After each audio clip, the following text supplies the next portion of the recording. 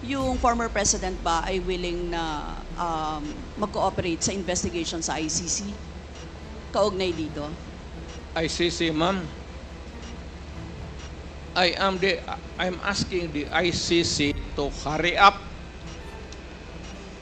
and if possible, they can come here and start the investigation tomorrow. This issue has been left hanging for so many years.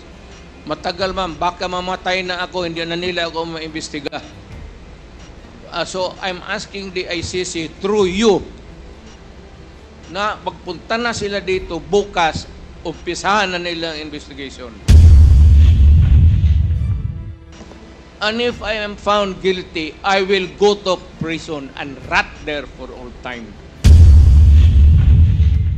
Thank you, Mr. Chair. Maraming salamat, Mr. Chair. Mr. Chair, again, i-reiterate ko lang, Mr. Chair, yung reminders no, na hindi magsabi ng pagmura siguro kasi sanay po yung nakaraan kahit po sa Senate hearing may mga ganun ano. Respeto naman sa atin dito and sana po concise sa pagsagot, kung ano lang ang tanong yun din lang ang sagot at mag-defer ng i-defer ang mahahabang explanation kasi nakikita nyo naman, Mr. Chair, madami talagang gustong magtanong ngayon eh. Kaya sana po ganun yung ano, no? And simple lang naman po yung mga tanong ko. It has to do with the, kung ano din yung mga sinabi ng dating Pangulo doon sa Senate hearing. Yan, Mr. Chair. First, yung observed decorum. Tapos, syempre, tulad po ng sinabi ni Chairman Abante, hindi po tayo mangingimi na mag-point of order kapag nilabag po itong mga ito. Yun. Now, Mr. Chair, I would like to direct my questions, Mr. Chair, to Rodrigo Duterte. Mr. Chair, noong October 28, sinabi ni dating Pangulong Duterte, under oath, sa harap ng Senado, and I quote, I and I alone take full legal responsibility sa lahat na nagawa ng mga pulis. Pursuant to my order, ako ang managot. At ako ang makulong, wag yung pulis na sumunod sa order ko. Ang tanong natin, Mr. Chair, the families of innocent extrajudicial killing victims are present. Yun po yung pinagsalita nyo kanina. So can the former president look them in the eyes and say once more that he takes full legal responsibility for the deaths of their loved ones, Mr. Chair?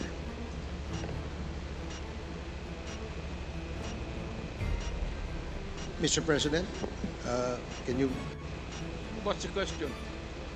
what is the question? Can you repeat the question? Mr. Chair, sinabi niya po na full responsibility. So, Mr. Chair, totoo ba yan? Correct. Very correct. Since I was a president, and there was this, until now, serious problem about drugs, I had to issue or make a policy statement about drugs. At all that happened, yung nangyari pursuant to my order to stop the drug problem in this country, akin yun. Akin na akin yun. Ako ang nagbigay ng order kasi ginawa nila illegal or legal, akin yun. Thank you, Mr. Chair. I take full responsibility for it. Thank you, Mr. Chair. Yun po yung tanong ko. Yung families of innocent extrajudicial killings, kayo din. File the case in court. Mr. Walang Chair. problema. Nandiyan ang korte. Yes, Mr. Chair. Second question ko. Responsable kayo kasi polisiyan nyo yon. Kumbaga, tatak Duterte. Dahil polisiyan nyo rin yan, tama ba? Sa Davao. Nung nasa Davao pa kayo.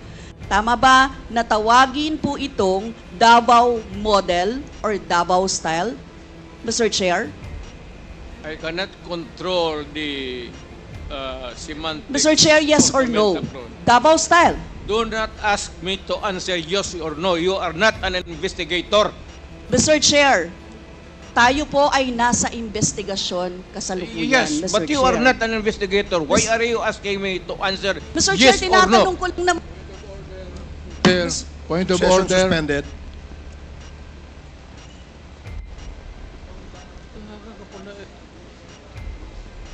Point of order, Mr. Chair.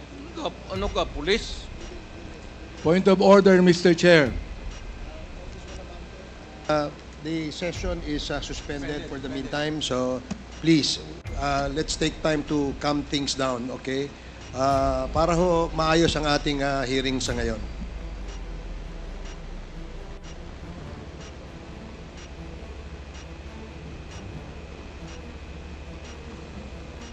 Hearing is resumed. Please proceed, Congresswoman Rosas. Yes, Mr. Chair. Napakasimple lang po ng tanong ko. Tinatanong ko lang po kung yes or no, Davao style ba yung inyong modelo. Mr. Chair, ayaw niya sagutin. So, Mr. Chair, hindi ko maintindihan yon. I'm What is sorry, your personality, Your Honor?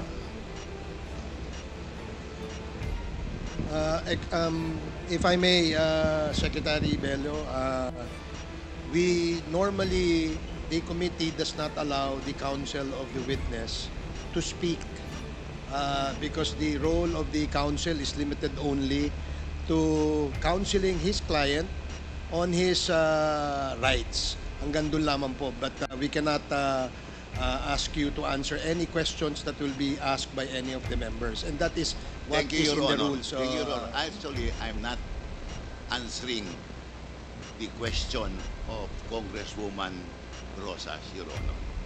My point is, Your Honor, to allow the resource person to finish his answer. Okay, we will do that. Thank you, Attorney Bello. Thank you, Your Honor. Thank you. Congressman Brosas, maybe it is, perhaps the former president would like to elaborate on his answer. We may ask questions that is answerable by yes or no, and as much as possible, we would ask the resource person to say, only answer yes or no. But if he wishes to elaborate, and as long as it is germane and related to the answer to your question, we will allow that. But Yes. we will make it very, very short. Yes, Mr. Chair. Pwede namang mag-expound, Mr. Chair. Ang tinatanong ko lang, sa particular question na yun, maaari naman siyang sagutin ng yes or no. And then the explanation, Mr. Chair. Opo, opo. Mr. Do Pres- not control my answer, kung Your Honor. This is not an inquisition. This is a democratic process of investigation. Okay, thank you, Mr. President. Sana po, if there are questions that will be propounded by the members, hopefully, medyo, kung gusto po natin mag-elaborate, we will allow that, provided that kung maaari po sanang iksian lamang po natin nang sa ganun, no, malinaw. And for the members who wish to ask questions that are answerable by yes or no, please make the questions very clear para ho masagot po ng yes or no, Your Honors. So I hope para ho maayos yung ating pagtakbo ng ating hearing sa ngayon. So please proceed, Congresswoman Brosas. Yes, Mr. Chair. Mr. Chair, ang tanong ko, sinasabi nyo rin na ang war on drugs ay talagang utos nyo. Diba? Pag sinabing war on drugs, Duterte yan. Sa inyo na nadikit yan. Unless, eto po, tanong na pwede nyo i-expound. May iba kayong gustong itawag doon? Meron po ba kayong gustong ibang itawag doon? Wala na po. Sabi ko, I assume full responsibility for whatever happened in the actions taken by the law enforcement agencies of this country to stop the drugs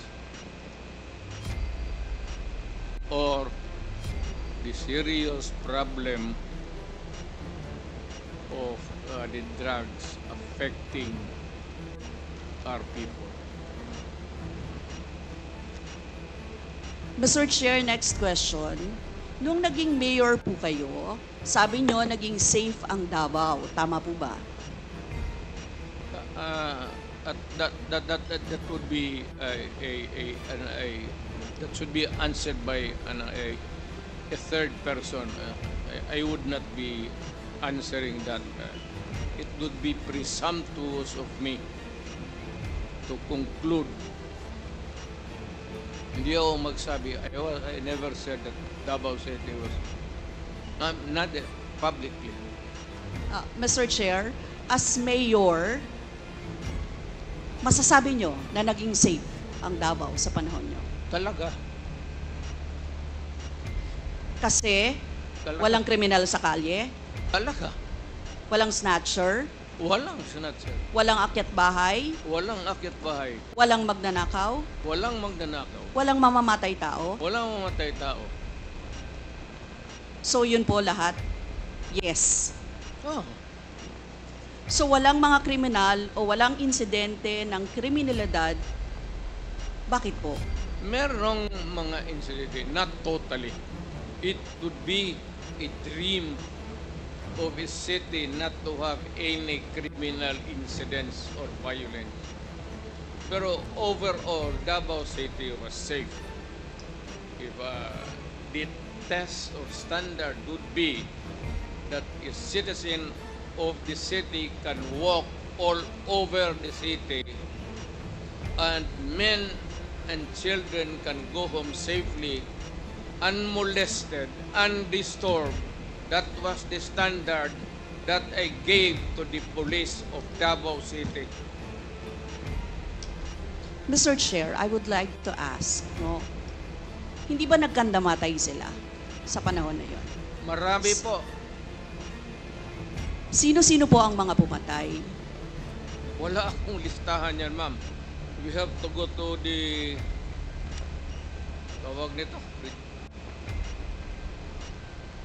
Hindi ko bit-bit. Ang bit-bit ko lang ho yung hindi. Mr. Chair, I would like to ask again, no? Sa inyo po na karanasan, kayo mismo ba pumatay? Ako? Marami. Mga 6 o 7. So Aywan what- ko kung natuluyan yung hindi ko na follow up sa ospital kung natuluyan. Quote ko lang, ipaalala ko ulit, Mr. Chair, kasi mula din ito sa Senate hearings, ano. I-quote ko lang po kayo, in Davao, I used to do it personally, just to show to the guys that if I can do it, why can't you? Correct.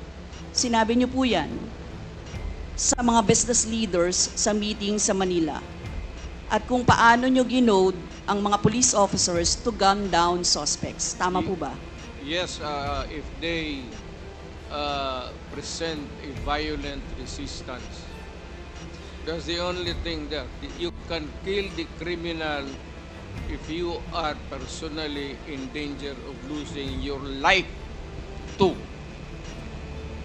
Ito But ba, hindi mo pwedeng patayin yung kriminal nakahandcuff o nakatali. Hindi trabaho ng lalaki yan. ito pong second, Mr. Chair, na quote, kayo rin ito. And I'd go around in Davao with a motorcycle, with a big bike around. And I would just patrol the streets looking for trouble also. Manila Times po ito. I was really looking for a confrontation so I could kill. Sinabi niyo po ito. Yes. Nagdadasal po ako na nagmumotor ako na may mag-hold upper dyan. At kung maabot na kita, talagang patayin kita. At kung basta kriminal ka, wala akong pasensya sa kriminal. Pagka lumaban, patayan. So, Mr. Chair, kanina po kasi sinabi ni Duterte na he takes full legal responsibility siya Yes. ang mananagot at Yes. makukulong sa ginawa ng mga kapulisan. Yes. Kung sa inyo po ang policy, inaako nyo rin ang accomplishment nito. Yung lahat po, kasi kung naaalala ko sa war on drugs, yung mga accomplishment, may nahuli, nagbebenta, gumagamit, gumagawa ng droga. Lahat yan. Ma'am, if you are the city executive or mayor, lahat ng utos mo na ginawa ng pulis, and all the consequences, sagot ko yan. Pati yung ginawa ng pulis, sagot ko yan. Pati po yung accomplishment kung may nahuli, enforcement of law yun. Accomplishment din po yung na-confiscate na drugs. Tama ba?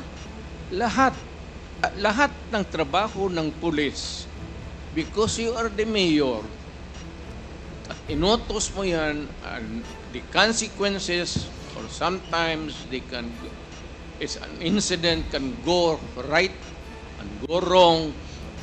Protektahan ko yung pulis kasi ako ang mayor. Hindi magtrabaho yung pulis, matakot yan kung hindi mo bakaban. So lahat ng trabaho ng pulis, nung ako'y mayor, for the longest time, akin yan. So, Mr. Chair, alam niyo po ba kung ilan ang arrested sa mga drug operations at how much ang drug na na-seize nung time na yan? Ma'am, I was not notified in advance that I have to make an accounting for the arrested persons in Davao City. That is, I would not want to. That would not be a proper question. For a Mr. Chair, resource sabi person. niyo yung accomplishment report sa inyo yan. Accomplishment, yes. Accomplishment is another thing.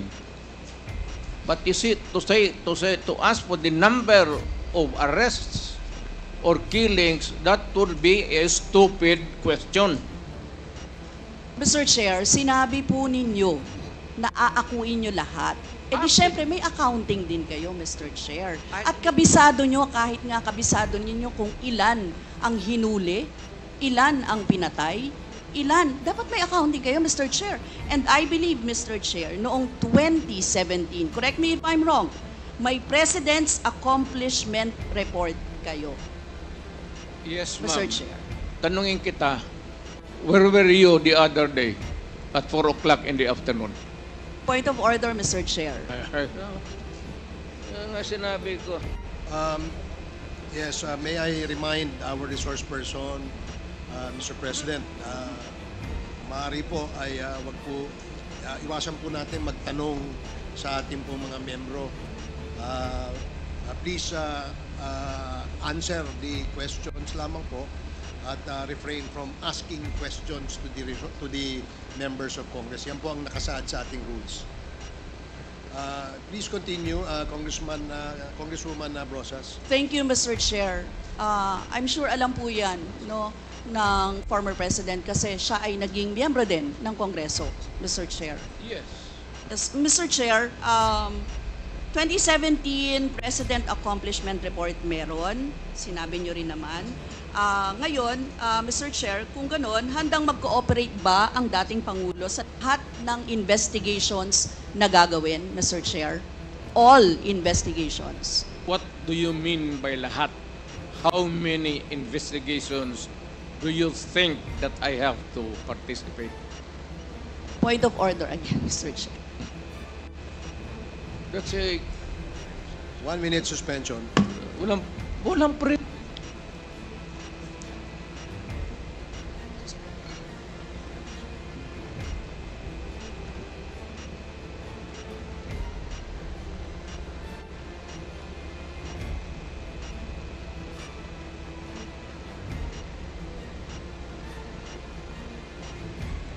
Hearing is resumed.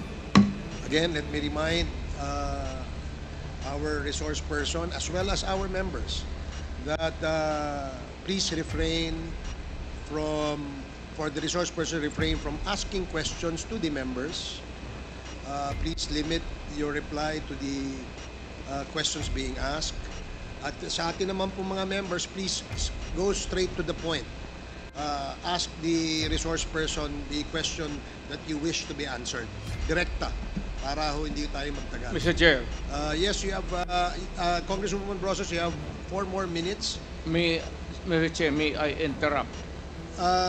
I am asking the... Is this related, Mr. President? to Yes, the it is question? related. I am asking yung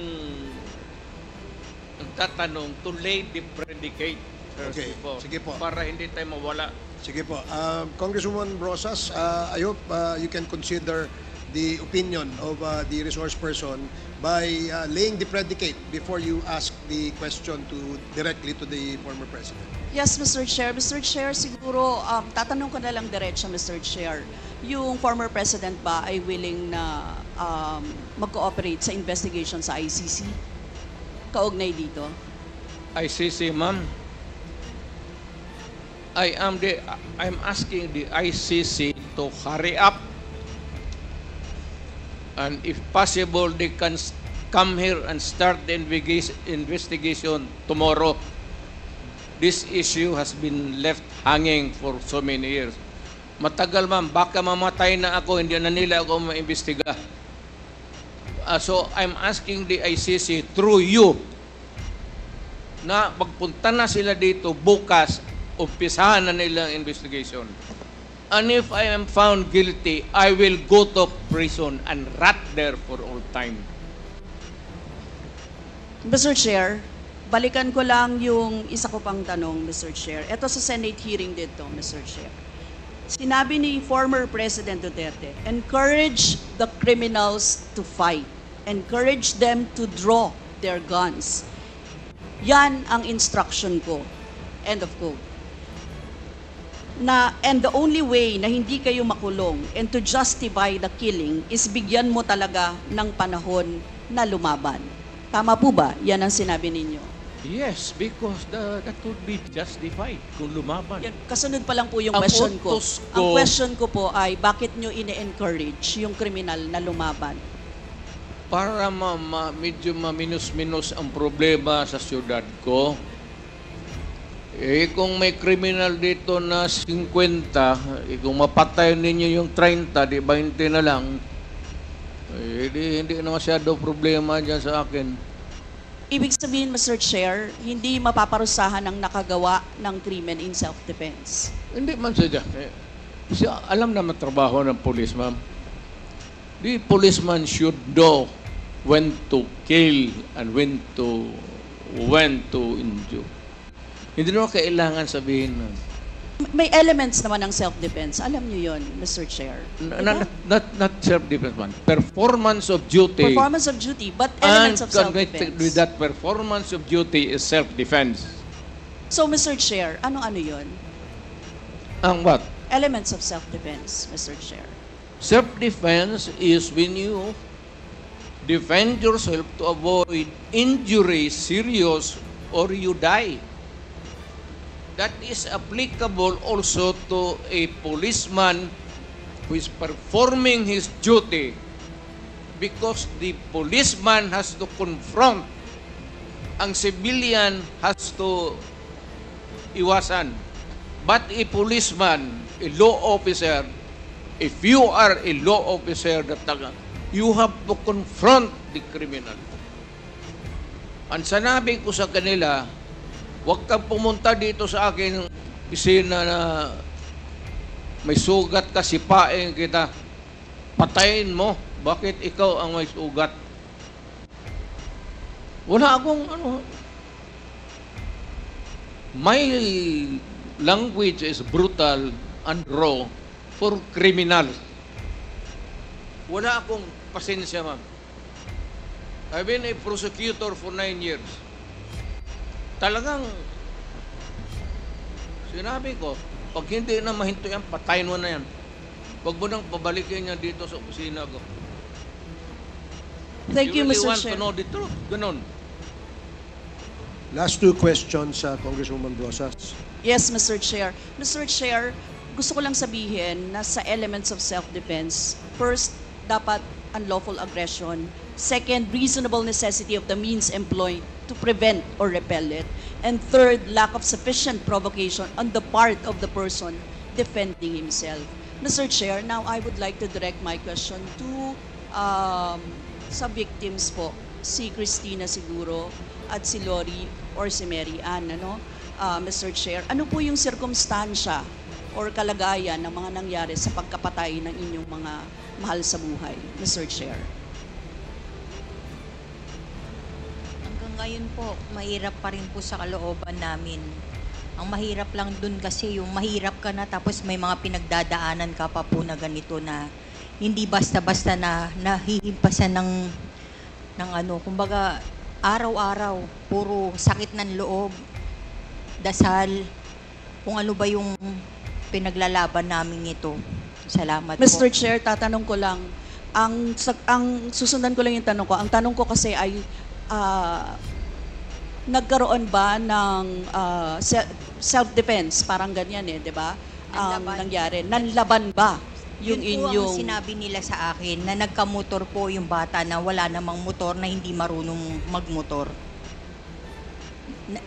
Yung pong nanlaban, yun po yung sinabi nila sa akin na nakipag-anuhan po daw ng baril. Pero ano ang nalaman ninyo sa investigasyon? Laban ba? Well, Meron bang unlawful aggression? Meron bang reasonable necessity para i-employ or i-prevent or i-repel yun? Meron bang lack of sufficient provocation mula sa parte ng tao na dinidepensahan yung sarili niya? Sa lahat po ng mga nalaman ko po, dahil wala na rin naman akong ganun kaalaman ng ganyan po, lahat po yun gawa-gawang kwento po at wala rin pong napakitang ebidensya na nagsasabi ng katotohanan na nanlaban po yung bata. Si Nanay Lori siguro.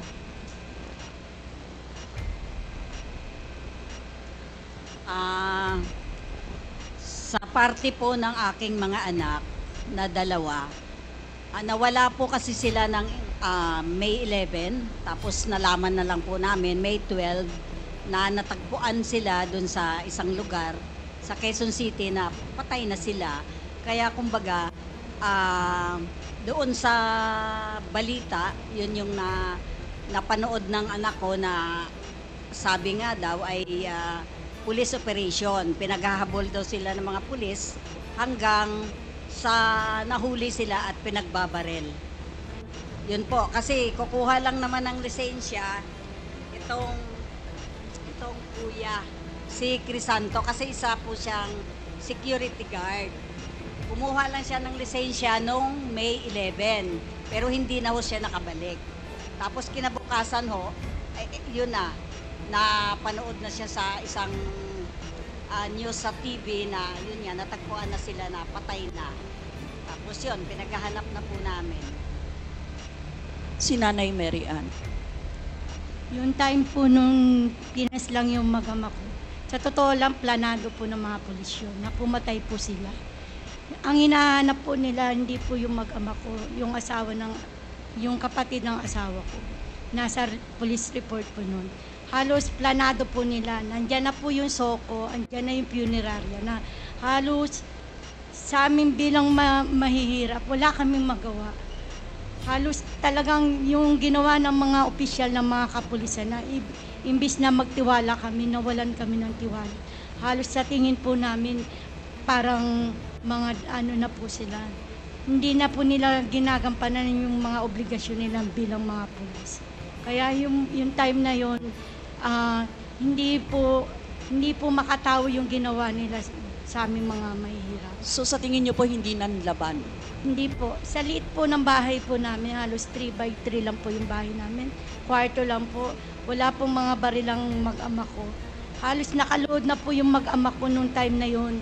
Paulit-ulit po kami nagmamakaawa. Pero pinas lang pa rin po yung mag-ama ko. Thank you, Mr. Chair. That would be all. Ano? Thank you. Lumalabas doon na may mga excesses talaga at mga violations na naganap, Mr. Chair. Mr. Chair, thank you, Mr. Chair. And siguro, Mr. Chair, for the next round of interpellations, pwede pong palista ulit. Maraming salamat, Yes, Mr. opo. Chair. Meron po tayong second round. So,